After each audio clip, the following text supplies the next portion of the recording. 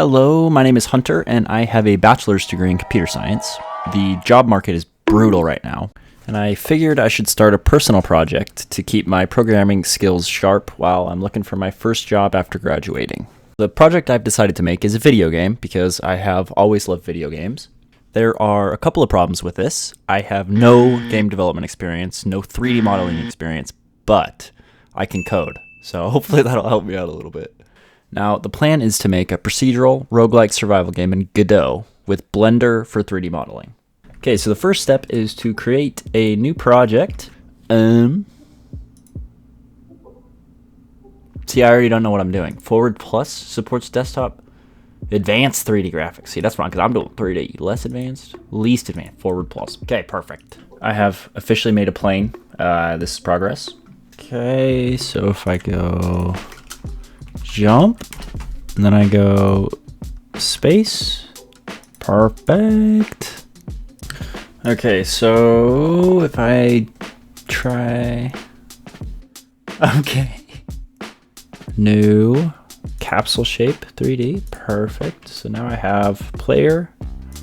Okay, so if I change this to like a brown, okay, so it's hard to tell, but he's moving. Look at that. We got movement. I can jump. Holy cow, it's like I'm on the moon.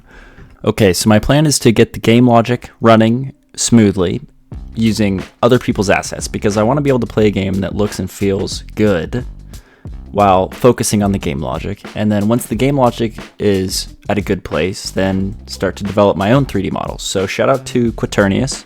I plan on using some of his 3D models to at least get a feel for the game and get things kind of fleshed out before I start developing my own 3D models.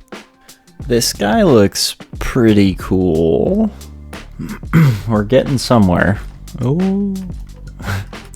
Okay, so if I hit play,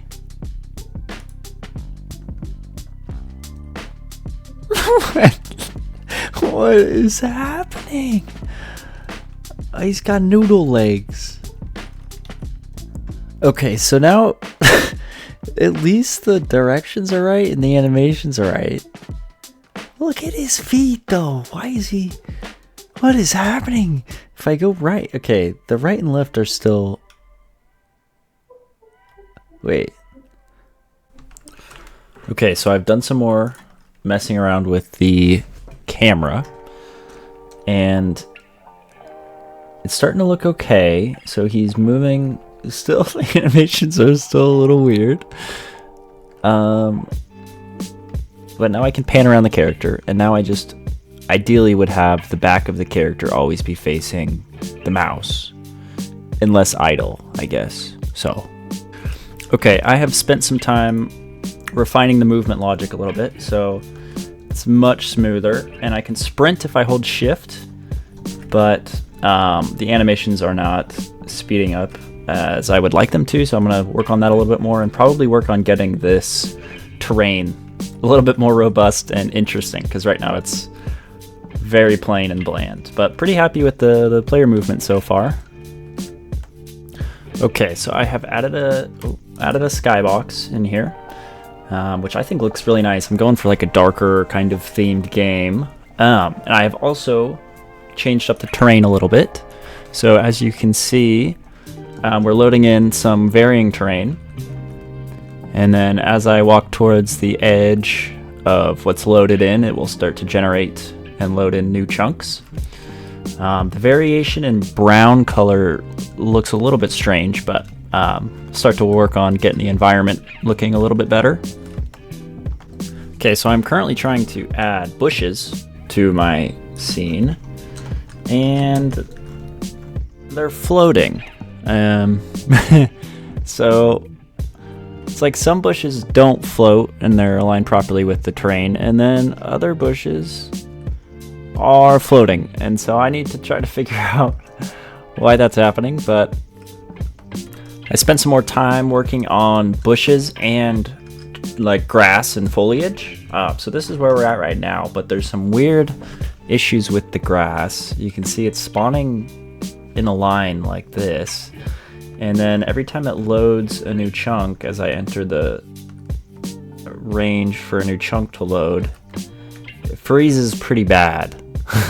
So there's some major inefficiencies going on here. I may have to rewrite this a couple times to... Whoa. I was getting annoyed with working on the environment, procedural generation, and foliage, so I refined some of the player movement. So now when I move, everything's fine, like when I move, but when I hold shift and sprint, the animation speeds up. So it's a little bit smoother. Oh. I'm finally starting to like where the terrain is looking, or how it's looking. You can see I've added some texture to the ground with some variation of a few different textures for rock, grass, and dirt.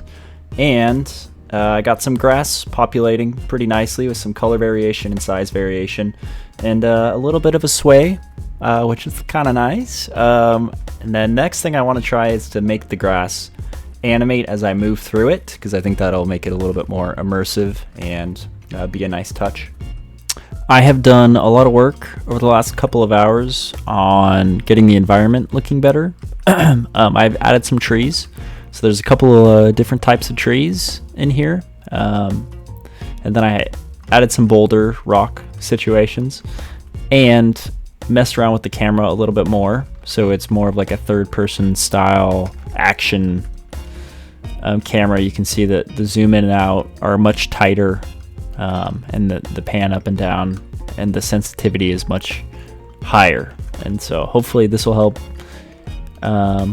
make the game feel better, but also very happy with the environment so far. I think it's starting to come together, and then pretty soon we'll be able to start focusing on some of the core gameplay mechanics. I think I'm going to start some enemy logic, so I have some people to fight, and this guy is so cute. Look at him. He's got like little bone arms and bone legs and little brains sticking out. Oh, he's so cute. It's starting to look pretty good. A lot of the logic isn't working correctly yet, but you can see the zombies have started to spawn in, and they're pretty cute. They're huge in comparison to my players, so we'll have to play around with that and try to get the animations working. And some movement and then player detection so that they chase me a little bit, or come after me. But it's a good start, got them spawning in, and I think that is going to do it for this video. I appreciate you guys for tuning in. I feel like we made some pretty good progress. We got some player movement logic and some world terrain generation logic. There's still a little bit of there's some weird stuff happening with the terrain. You can see that there's some like white lines that it looks like the terrain is not matching up correctly. So we'll work on that later, but really happy with the progress so far. Starting to get some enemy generation logic working. You can see this guy's floating over here, but I'm really happy with the progress I made in the last couple of days on this so far, and starting from basically no game development experience to this, I'm pretty happy with it. So I'll continue working on it and recording my progress as I go, and thank you for tuning in, and I'll see you in the next video.